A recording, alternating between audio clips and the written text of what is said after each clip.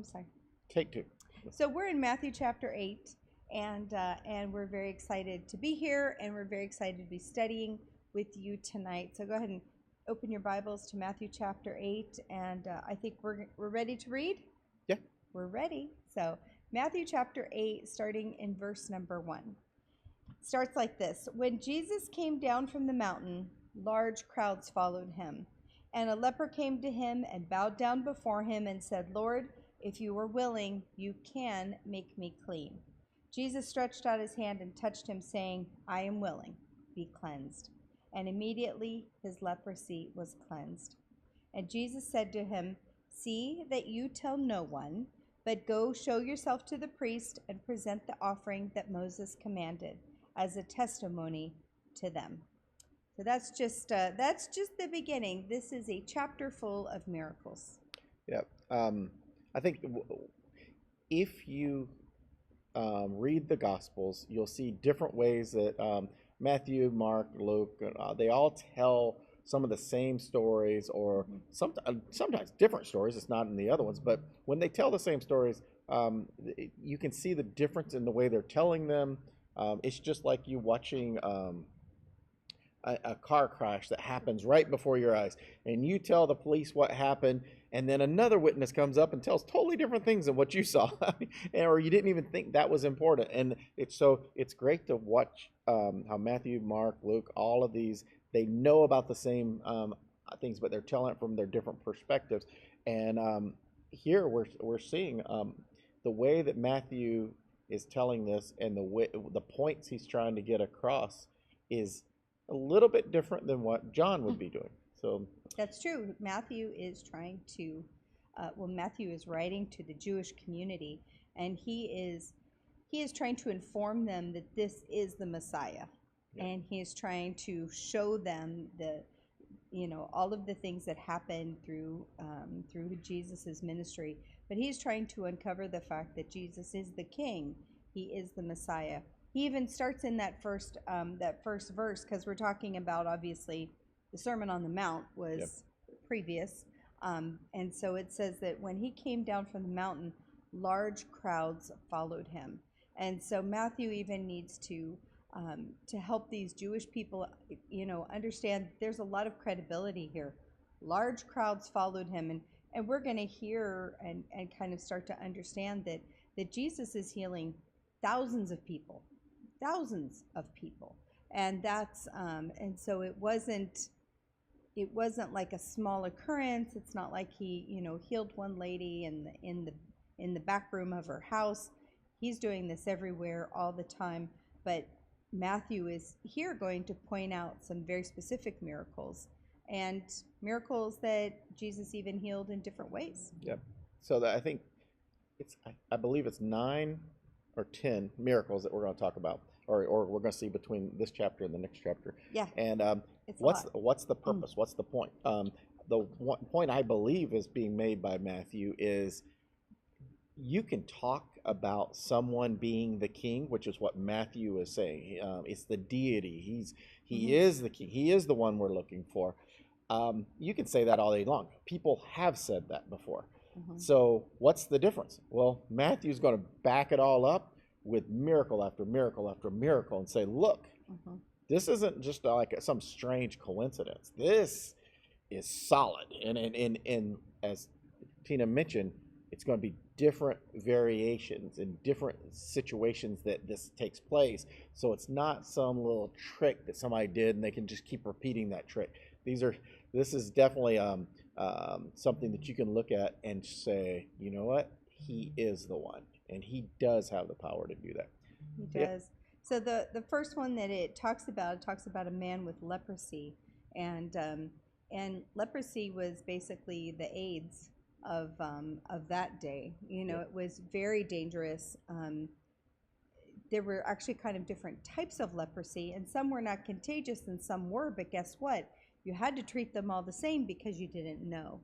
And so the remarkable part to me is that here's this man with leprosy, and if you kind of, even if you just kind of think through his life, like one day he was plowing the fields and he got a rash, And he came home, and his wife put some ointment on the rash, and maybe a bandage, and he went back out and he plowed the fields the next day, and the rash kept getting worse.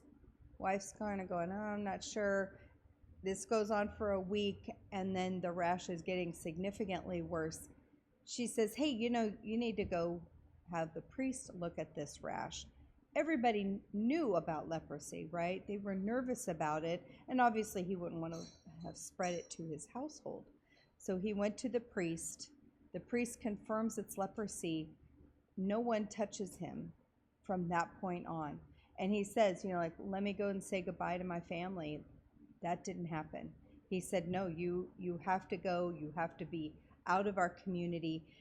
The law is when they even came near somebody else, they had to shout, unclean, unclean, so that person would come nowhere near them. So this man has not been touched.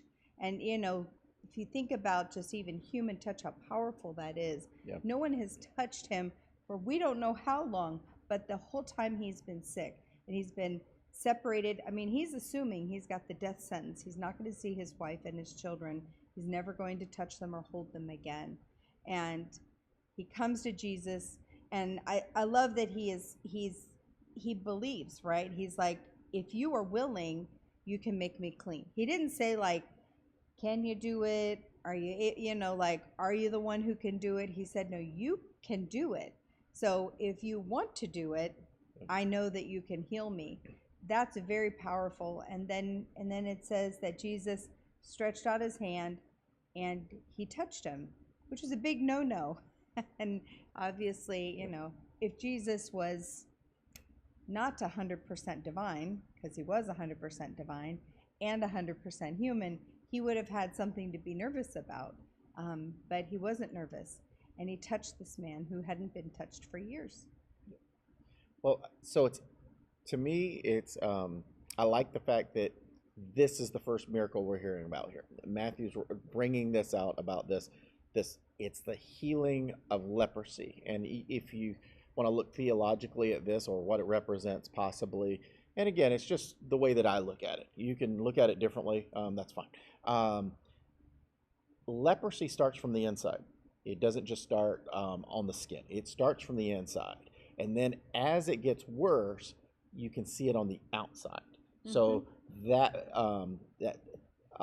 and then it starts just deteriorating everything. Where your facial expressions, everything is changed. They even say it at some points. Your body takes on your face takes on like the roughness of like a lion or something. I mean, it really starts to deform. Your skin starts changing, but it all started from the inside. In the Bible, leprosy is usually connected with sin. So did the people take it too far? Very possibly, because they would, if you received it, they said, oh, then you committed some kind of sin that you're being punished. So in addition to that, they would throw rocks at people, make fun of them, do bad things to intimidate them, keep them away. Like I said, you had to shout out that you were in the area. It was like 100 feet or more. If you couldn't be closer than 100 feet from people. So this is very significant for a person to go through life in this humiliating situation. Yeah. Jesus doing what he did is, for one, if it's a representation of sin. And I'm telling you that churches today still take stuff and try to say, oh, it's because of your sin. Don't do that. But just to look at it for, if it was a representation of sin, Jesus heals this man from the inside. Remember, sin starts on the inside. Mm-hmm. And then by the time it builds up and takes over, it's ugly on the outside. And that's what happens through leprosy. That's what happens in sin. It may be something that happens, it's kind of hidden, but by the time people see it, it's full blown and out there, right? So Jesus doing this miracle first, or being mentioned here first, I just think that's very significant. And Jesus can heal you of your sin. Not leprosy is one thing, but of actual sin, and from the cleansing on the inside. And that's where we need cleanse. It's that cleansing on the inside. I think what you mentioned about the touching, that's totally against. People aren't supposed to touch people because, for one, it's contagious, and for other reasons too. But let's say contagious is the main thing. Jesus would be literally, if Jesus touched this man, he would have had leprosy. Except, and it's amazing that Matthew mentions that part because he doesn't have it because why? Because the man was healed. He didn't have leprosy because when he touches him, he's healed. And so, so it doesn't have that. But if it's anybody else and they touched him, well, then guess what? You're contagious now too, or you've got it possibly. So that's the two that I wanted to put out there as far as the significance of it being first, and the second thing, the significance of Jesus touching him is more than just the fact of compassion or just somebody hadn't. It's a big deal to show that when Jesus does, you're healed. It does. All right. Karen said that, cool, I never knew I could click on the Bible button. That's off to the left of the screen if you're on our chat area, and you could read the Bible and watch at the same time. Yes, you got to click around. I'm afraid to click all the buttons. I'm always afraid I'm going to break stuff. But yeah, you click around, you won't break stuff. And then Karen says the crowds around Jesus were probably telling Jesus not to touch the man. But Jesus didn't hesitate to touch him. It was also amazing that he got through the crowd. Yes, absolutely. Yep. And so, and he worshiped him. Said he came to him and he bowed down to him. So, so this, for what I talked about, for what Paul talked about, how leprosy does represent sin. I love that. This is a powerful start to Matthew chapter 8, isn't it? So. Well, I'd add too. What was the next thing he did? For one, Jesus said, "Don't go and make this a big deal." The first thing is, don't tell anybody. Go to the priest. Why? That's the law of the land. Go and show him that you're healed. But that's the first step, and that was always the first step. So Jesus isn't saying, "Go out and deny the law." No, don't go telling everyone. Don't go around shouting it out. Go to the priest first. Be cleared. Let him see. Hey, this miracle happened, and this is. I love that Jesus gives him these instructions. I'm sure the guy didn't obey that completely. Yeah, but he didn't obey. We learned that later. He just told everybody. So, but it is Jesus informing him. It's not about the miracle. The miracle was great, but that's not it. You're healed. Just take it. Go show the priest. Let the priest confirm it, and then go back to your family. I mean, there you go. That's what Karen said. Karen said Jesus also told him to go show himself to the priest. Jesus still is upholding the law. Exactly. You and Paul are on the same wavelength. Yeah. Jesus isn't saying. I actually copied Karen. I just thought, no, I'm just kidding. but he did say don't go tell anybody. Yep. And then we'll find out later that this was a guy that did not follow Jesus's commands. Yeah. So before we move on to the next one, I just want to say, too excited. This person, that Jesus, this miracle for this person, there's two things that the Jewish people were not allowed to do whatsoever. Touching a dead person, right? I mean, that's one. And then the second was being near someone within, I think, 100 feet. I believe that's what it is. 100 feet of somebody with leprosy. With leprosy, you are treated as if you're dead. So for Jesus, just that compassion Jesus had, that thing for this guy has so much significance in it. I think I would recommend you just study more about that. You can find out how leprosy works, what the law was at that time. But just to see what Jesus did in this one instance right here was so amazing, more than just the fact of, oh yeah, you're healed. Yeah. That's it. All right. Well, let's go on to the next miracle here with the Roman centurion. I'm going to start in chapter 8. I'm going to read from 5 all the way down to the end of 13 so that we can talk about this miracle all in one swoop. So it's starting in Matthew 8:5. And when Jesus entered Capernaum, a centurion came to him, imploring him, and saying, "Lord, my servant is lying paralyzed at home, fearfully tormented." Jesus said to him, I will come and heal him. But the centurion said, Lord, I'm not worthy for you to come under my roof, but just say the word, and my servant will be healed. For I also am a man under authority, with soldiers under me. And I say to this one, go, and he goes. And to another one, come, and he comes. And to my slave, do this, and he does it. Now when Jesus heard this, he marveled and said to those who were following, truly I say to you, I have not found such great faith with anyone in Israel. I say to you that many will come from east and west and recline at the table with Abraham, Isaac, and Jacob in the kingdom of heaven. But the sons of the kingdom will be cast out into the outer darkness. In that place there will be weeping and gnashing of teeth. And Jesus said to the centurion, go, it shall be done for you as you have believed. And the servant was healed that very moment. All right, before we get talking about that one, I want to go back to, I love the leprosy guy. Paul clearly loves the leprosy guy. I think that's just a remarkable thing to study. What we didn't talk as much about was this thing that the guy with the leprosy said, and I think this applies to most of us. I know for me it applies to me. If you read, I have a book called Faith of a Mustard Seed. If you read that book, similar statement is in there for and it says verse 2. And the man with leprosy came to him and bowed down before him and said, Lord, if you are willing, you can make me clean. This is the majority, I believe this is the majority of Christians. We know Jesus can do things, but will he do it for us?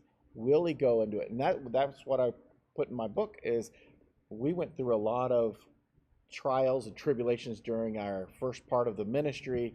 A lot of things happened where we were tested constantly on our faith, and it took miracle after miracle, and it was, God, I know you can do these things, but are you going to do these things? Are you willing to do these things? And that's what this guy knew enough to know that Jesus, the Pharisees and all these people may not know who Jesus is or what power he has, but this guy knew. He's like, I know you can, but will you? I mean, yeah.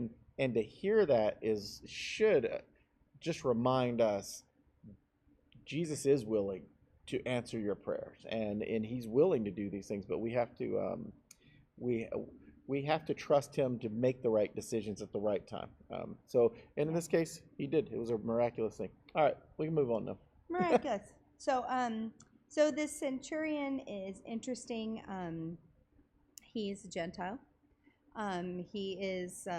We know that he was a good guy. Seems to be a good guy. I think we learn in Luke about how this centurion helped build the synagogue in this area for the Jewish people, and so he knew the culture. He knew he knew what they did, their traditions, and all of those things, and he clearly heard about Jesus. He heard about Jesus. The word got back to him, and so it's kind of neat because this guy is kind of outside of the group. And it's interesting that Matthew even kind of dives into this, right? Because Matthew is talking to the Jewish people in this book of Matthew. And so here he is talking about, now like I said, this guy was well liked by the Jewish people because he helped build the synagogue. But it's showing that Jesus doesn't just heal the Jewish people. And then, Matthew records there's only 2 times in the Bible where Jesus marvels. And one is that he marvels at the Jews' unbelief, which is not a good thing. But this is the only one I think that it's a positive situation where he marvels at this man's faith and says, I haven't seen this, as you say, anywhere. I haven't seen anyone in Israel who has this kind of faith. That's fantastic, and Jesus marvels at this Gentile. So very interesting that Matthew chooses to put this in, and is kind of opening the eyes of the Israelites, saying, like, Jesus didn't just come here to heal us. Like, he is the Messiah of the whole world. And obviously, well, Paul can talk about the miracle. Well, I just it was looking at the way this guy approached it was um, under the Jewish culture. They are the chosen people, well, scripturally too, but they took it with an ego. Yeah. It seems like this guy knows his place, like in that culture. It's like, I'm not worthy for you to come to my house, and Jesus is Jesus just admires him for his humility or his humbleness, and the fact that he he sees Jesus differently than he sees others, and he's asking Jesus for this favor, and he's like saying, I don't deserve this, but will you do it? And I just think that's an approach that is, it's good to see that, because it's not like, hey, you're supposed to do this for me. I'm a follower. You're supposed to do this. No, he's coming up saying, I mean, really. But he's also saying, I know the authority you have, because I know with just myself, I could send word and my men would do it in a heartbeat, right? So I know you, being who you are, you could just say the word and to be healed. So that's the one thing that I'm looking at. But as you mentioned earlier, it's look at what Jesus says about this. It's like there's going to be people who sit around the table with righteous people, right? I mean, people in naming this, the Old Testament prophets and good people, but it says, but they won't make it. So he's sitting here saying, possibly you Pharisees and you hypocrites who think you're doing all this religious stuff and that's going to win you some favor.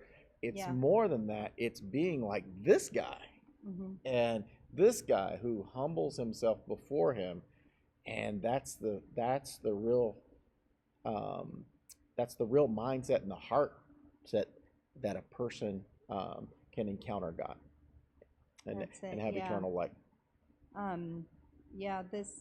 He's really hearing, like, even like in verse 11, 12, he's kind of emphasizing this universal theme, right? Is that Jesus's message is for everyone, and then he even is, like you said, like he is warning them here. He's warning them and telling them, like, hey, bad news, like you if you don't have an authentic faith, if you're just going through the motions, or you're just doing what the culture tells you to do, that's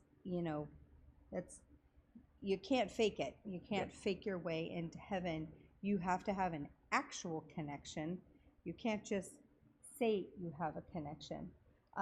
Karen says, will you allow yourself to live in the will of the Lord and not your own will?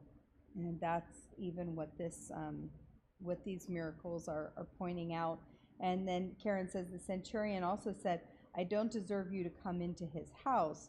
Jews would not go into a Gentile's home. Yeah, they were set apart. Yeah. So that's just more humility in the place of this centurion. He's like, I'm not worthy, but also Jesus probably couldn't have done that. And so he said, but how great is it that the centurion says, like, I understand your power. You don't even need to come to my house. Just say the word and healing will be done. Yeah. And that's pretty amazing. It's pretty amazing. I do like that Matthew mentions that it was that very moment that the servant was healed. So that's it just shows you the power in God's word. Just like it was immediately that the man with leprosy was healed. It's immediate. It was Jesus did it right then. It's funny though, because I would imagine that that Jesus couldn't do like long range miracles, because he had to kind of show them to the people that, and as Matthew's telling us about it, because he's trying to get, across this fact that he is the Messiah, that he is God, that, that he's not doing parlor tricks. And so it's interesting because he said, I will come and heal him. Like, he would have gone to his house and done the work there. But once the centurion kind of described what it was that, like believing that Jesus had the authority to do that, Jesus was like, great, I don't even have to go there. Because clearly Jesus could have healed long range at any point. John says, what made the centurion faith so great was he total confidence in Jesus' word. Great faith. Great faith. God, we truly understand the greatness of the opposite of our faith. Is that right? Did I read that right? Yeah. We truly understand the greatness his greatness is amazing. And our faith needs to be strong. Yeah. And this man's faith was so strong that Jesus marveled. I don't know about you, but this is what I'm going to attain to, that when Jesus sees my faith, that he marvels. Yeah. I don't know that he's ever marveled again because he knows all things, but that's the kind of faith I want to have, and that's the kind of faith I want to portray to everybody around me, because Jesus is the Messiah, and he will do amazing things. John says greatness, the object of our faith. Thank you go. Thank you, John. That's why I was asking if I read that right. I'm like, we knew what you were laying down. Doing that voice to that's text good. thing. I got you. But then he also talks about, just in 11 and 12, he does talk about, that many will come from the east and the west, and our ancestors, that kind of says everybody. That's everybody. And they're going to recline at the table with Abraham, Isaac, Jacob. And it says, but the sons of the kingdom will be cast out into outer darkness, and weeping and gnashing of teeth. And so this is, he's talking about hell here, with the weeping and the gnashing of teeth, which is interesting because when he talks about heaven, he says there will be no more tears. Yeah.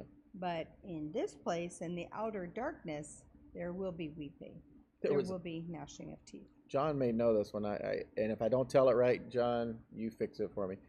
I forgot the evangelist from years ago. Evangelist. One lady was making fun of this evangelist who talked about the weeping and gnashing of teeth, and she didn't believe any of this stuff, and she just shouted out, "Well, I guess you're telling a lie there because I don't have any teeth." And I think it's Billy Sunday. Is that right? Billy Sunday. I think that's it. Anyway, I could be wrong on that. So, or is that a cowboy? So anyway, this evangelist said, evangelist named Billy. So he said, he goes, "In your case, teeth will be provided."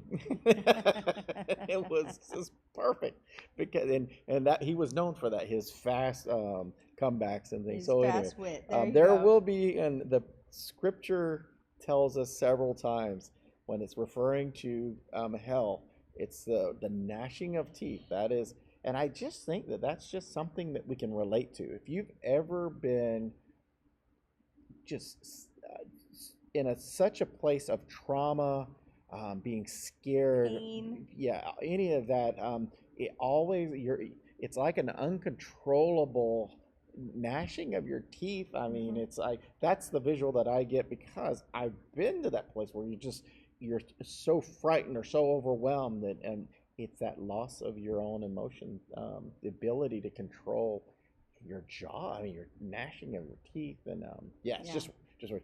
Karen says in verse 11-12 is like people today who attend church but don't have a personal faith in Jesus. Yeah, it's legalism or just going by the books, and like the shirt that we make here says God doesn't want just weekend visits. He wants full custody. He wants you to live for him daily, and it's just that reminder for us. Don't just talk the talk. You got to walk it. Then Rose pops on here, says, Pastor Tina. Yeah, Clemens has a small touch of pneumonia tell Dad, who's John, tell John to pray for him. I don't know how to use the prayer app. There we go. There you go. So All right. thanks. We also can. Well, he's reading it right now too. So yes, he's got reading you. it right now. So thank you. It looks like Rose just requested prayer there. So yeah, that's. Yep. We'll definitely be praying. You did it right, Rose. We just saw it pop up, and John will be answering you in you did it right. Thank you second. so much. There you go. All right. Well, then in verse 13. Oh wait, did we? Oh, you read Karen's remark right there, and then 13. He says, "The centurion, go, will be done for you as you have believed, as you have believed." And the servant was healed that very moment, as Paul said. All right, well, let's go. The next one is a little bit smaller, and so we're in Matthew chapter 8. I'm going to read 14 down to 17. So Matthew 8, starting in verse 14, says, "When Jesus came into Peter's home, he saw his mother-in-law lying sick in bed with a fever. He touched her hand, and the fever left her, and she got up and waited on him. When evening came, they brought to him many who were demon-possessed, and he cast out the spirits with a word and healed all who were ill.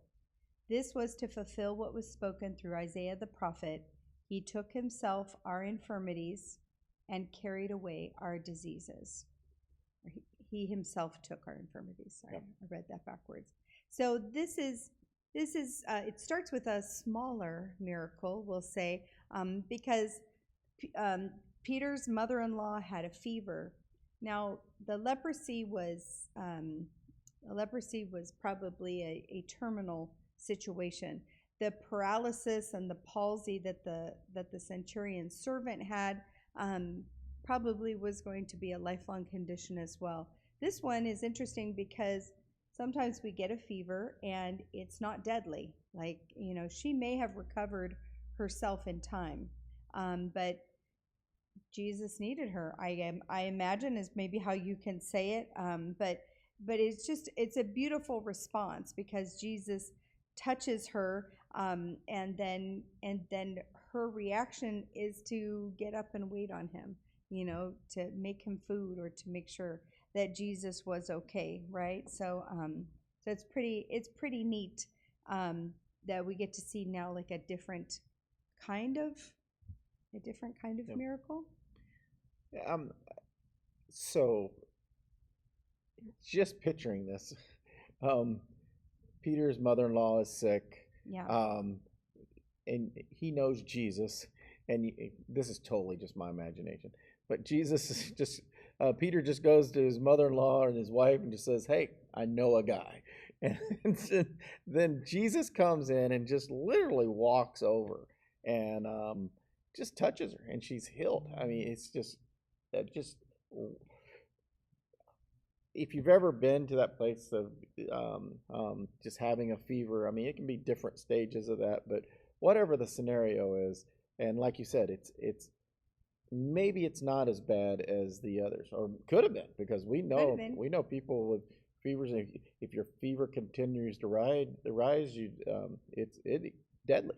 Mm-hmm. And but the fact that, let's say it was a fever or cold kind of thing, just to show that Jesus cares about those real serious ones where it's deadly or affecting the rest of your life, or the temporary things that we're going through. And I think that that's something we could take from that, just to say, hey, it was just a simple fever and illness for that week maybe, but Jesus cares about that as well. And the other thing I'll just point out is the people that Jesus has done the healing for, that Matthew's bringing out and he's showing us. It's a person that was with the leprosy.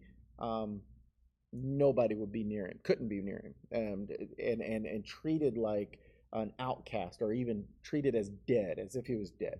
The second person,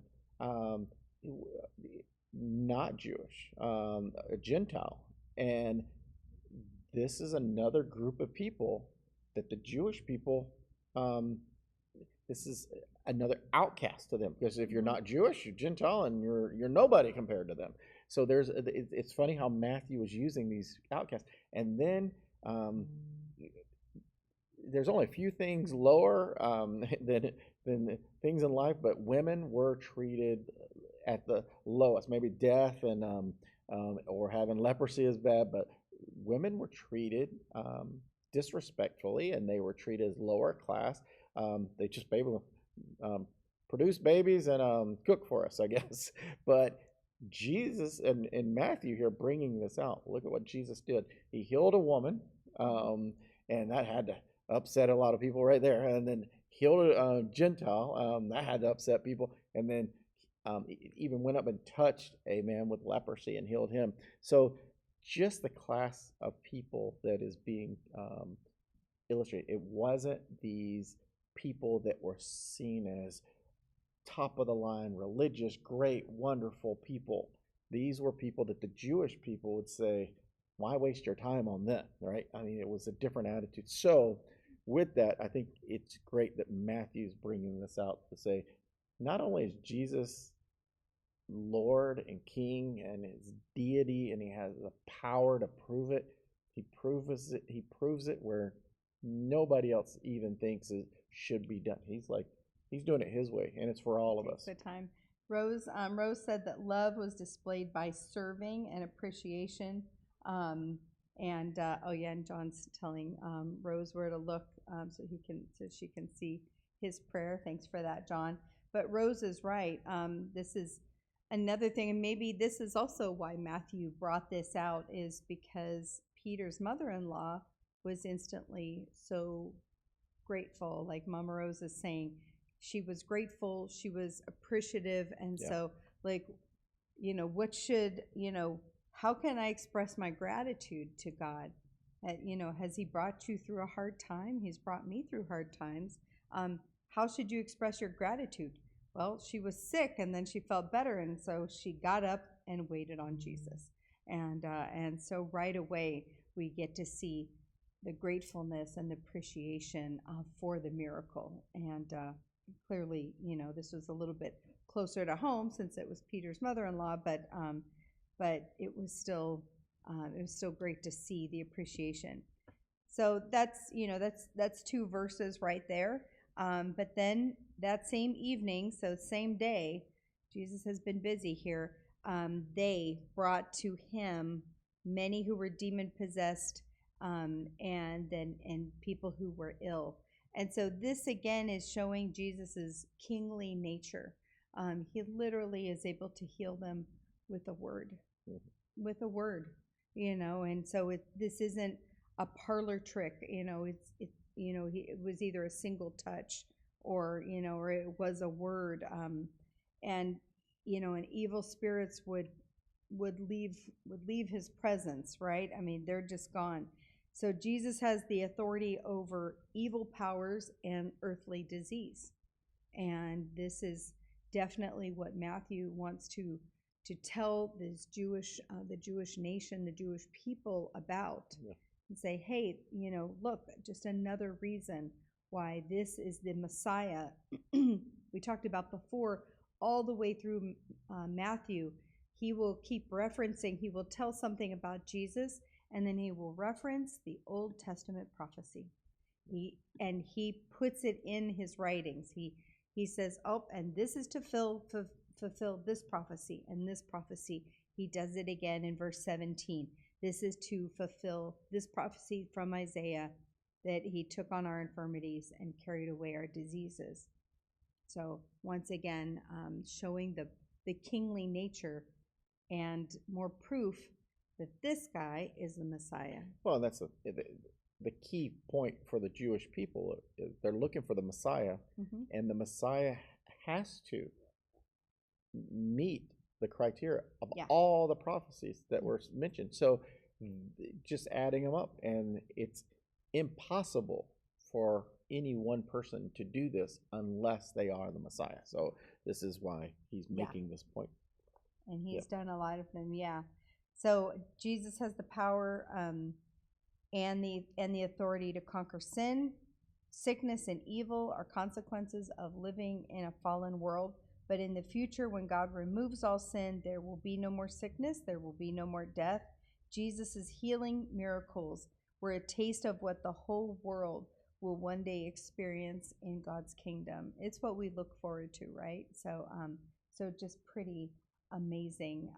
And here he is showing these people here in the city of Capernaum that that he is a force to be reckoned with. He is a king.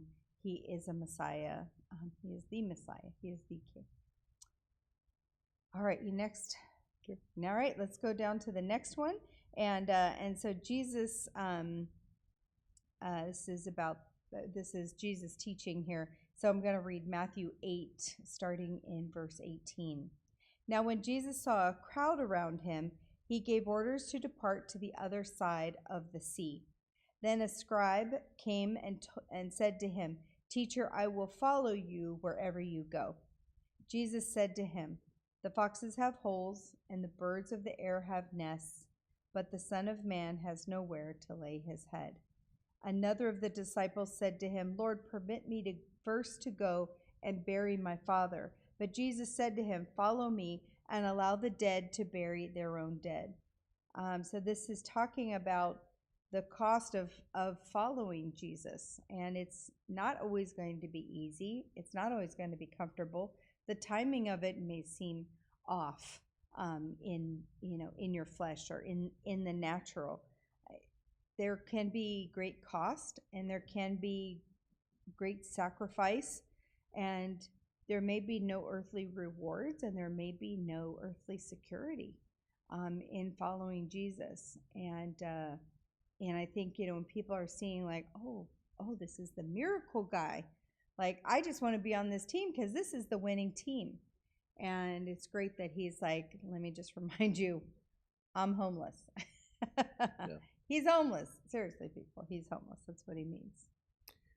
Well, so the 2 points that, like you're saying, he's homeless, but why does that matter? Because people follow success and they follow the good stories and they follow people. And Jesus comes up and says, well, if you're going to follow me, just remember, I don't have a place to live. Yeah. I mean, it's like, if you really believe what I'm saying, and if you truly know who I am, and you're going to follow me, remember, it's not like some cozy little thing where I got some mansion and you're just going to hang out. No, while I'm here on earth, this is the way this is. We're going place to place. I mean, and that just discourages people because, like, no, they want to follow a winner. They want to follow somebody who has successful things. They're not looking at the miracles that just happened. They're not looking at all the things. They always want something different. And so I think that's a good way that he's letting us know, if you're following him for the wrong reason, don't do it. Just don't do it. The second one is you and Jennifer talked about it last night a little bit too. This is misunderstood if you don't study this. If you just read for what it says, one of the disciples said, "Lord, allow me first to go and bury my father." And you sit there and say, well, Jesus replies, "Let the dead bury the dead." And if you read that, you're like, wow, how hateful is Jesus? I mean, this guy's dad just died and he's about to die, and you won't even let him go home. I mean, he's like, follow me or nothing else. No, so you got to study this. This is what's happened. Yeah. This is an excuse that he's saying people are using, or in this case, this guy is using, to say, once my dad dies, and it's just me, or and I get my inheritance and everything. Maybe I'll do it. But right now, I mean, if I leave with you right now, I'm probably not going to get an inheritance. We don't even know the dad was sick, right? I mean, so it has nothing to do with the dad being sick. He's just not going to go until the appropriate time that he's given. And Jesus saying, there's no excuses. Follow me now. There's no wait until you get your inheritance and then you can follow me, or wait until all your chores are done and then you can. He's like, if you're going to follow me now. And so it's not like if this guy said, oh yeah, my dad's on his last day and I need to go. Obviously Jesus was like, yeah, go take care of that and then follow me. Yeah, but that's not the right context here. This person is using anything for an excuse and saying, there you go. Finally, when my dad dies, it could be 20 years from now. Right? It could be. Yeah.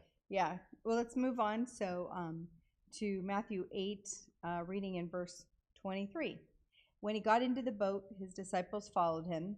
And behold, there arose a great storm on the sea, so that the boat was being covered with the waves, but Jesus himself was asleep. And they came to him and woke him, saying, Save us, Lord, we are perishing. He said to them, Why are you afraid, you men of little faith? Then he got up and rebuked the winds and the sea, and it became perfectly calm. The men were amazed and said, What kind of a man is this, that even the winds and the sea obey him? So this is another miracle right here. Obviously, Jesus doesn't just have power over demons. He doesn't have not just power over illness in our bodies, and he also has power over nature. And so we get to see a lot of Jesus's power in this chapter here. And so it's pretty it's pretty amazing. I would imagine, that they saw a lot of miracles, these these apostles, but this one scared them because they were all experienced sailors, and they knew most of them were experienced sailors, and they knew that this was not going well, and Jesus was sleeping, which probably was odd. But Jesus controls it all. So here's my question. Let's just look at the obvious here. You have all these fishermen. They're on the boat. Jesus has never claimed to be a fisherman. I mean, as far as going out fishing and being around boats all the time. Yet they all run to him and say, Save us. Like, what was the expectation? What did they think was going to happen? They've never seen a miracle like what they're about to see. No. What was this that drove them to the point of, we're wise and intelligent people who know how to do this, constantly getting out on the water in our boats, but yet we're going to run to a guy who's asleep during all of this, and who knows what knowledge he's ever said about being in a boat. Yeah. It's interesting that they knew to draw to him for that, but I don't know why they knew that. It's like you would think they're the captains of the ship. They know they know the ocean. They're living on, or the water. So anyway, saying that, that's just ironic to me. It's just one of those things. Why'd you run to him if you're the leaders in that situation? But the second thing is the fact that he was sleeping during all that, and that's the kind of confidence that we need as Christians, that we can get a good night's sleep. Mm-hmm.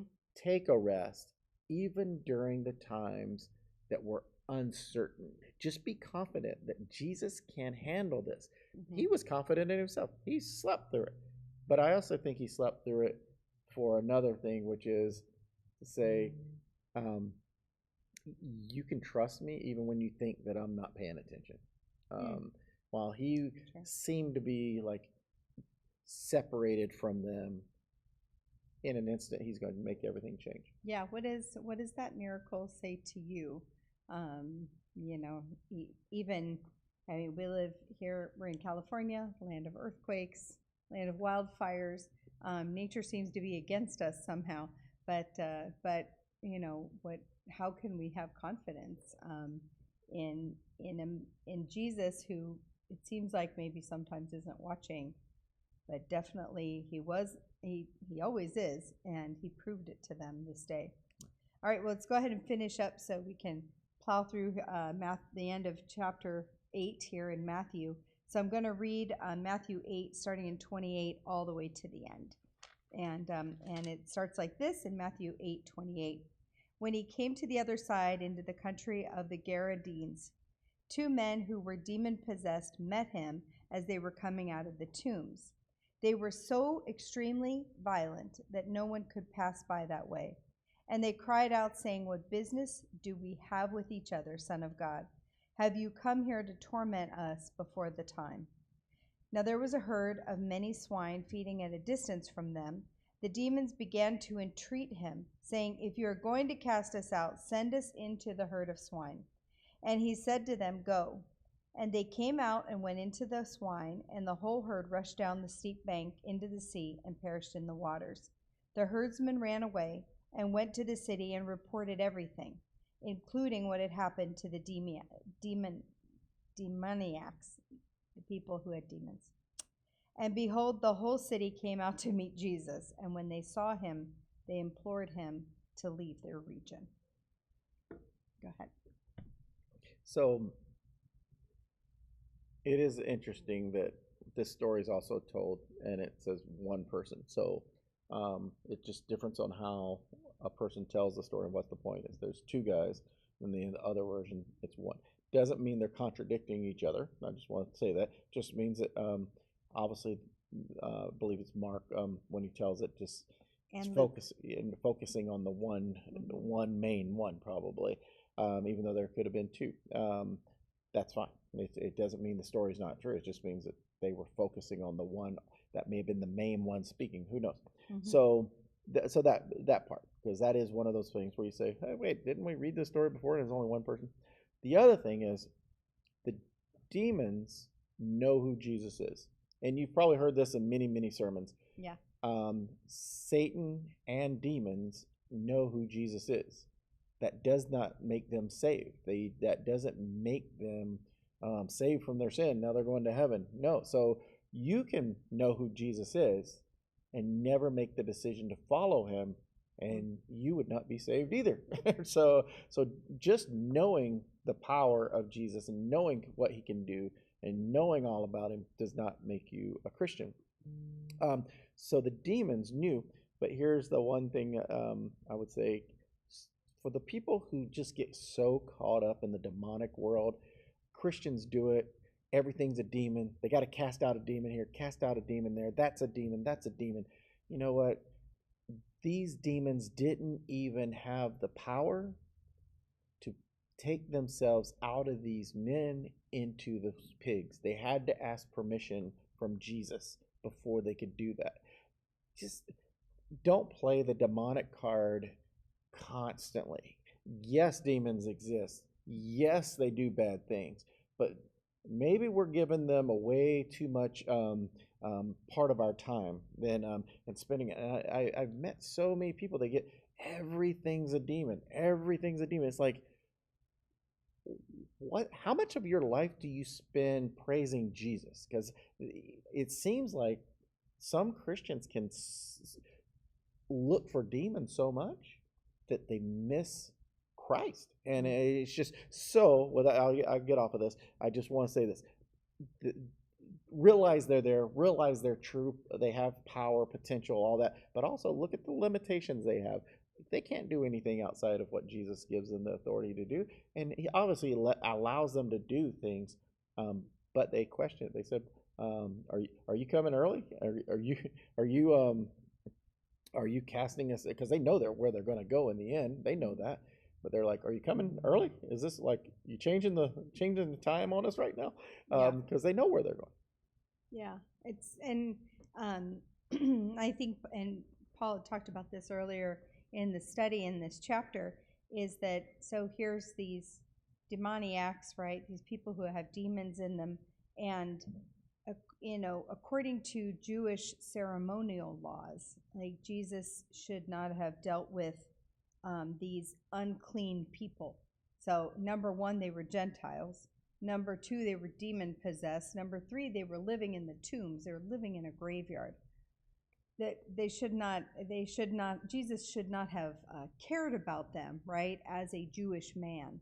But here he is going above and beyond and showing care and compassion for people that were outcasts, and they were outcasts. And talks about that in Mark and Luke as well, how much these demoniacs were outcasts. And so it's pretty amazing that that Jesus took the time here to people who were unclean or repulsive to us sort of people. He took the time to cleanse them. He took the time to heal them, right, and remove these demons from them.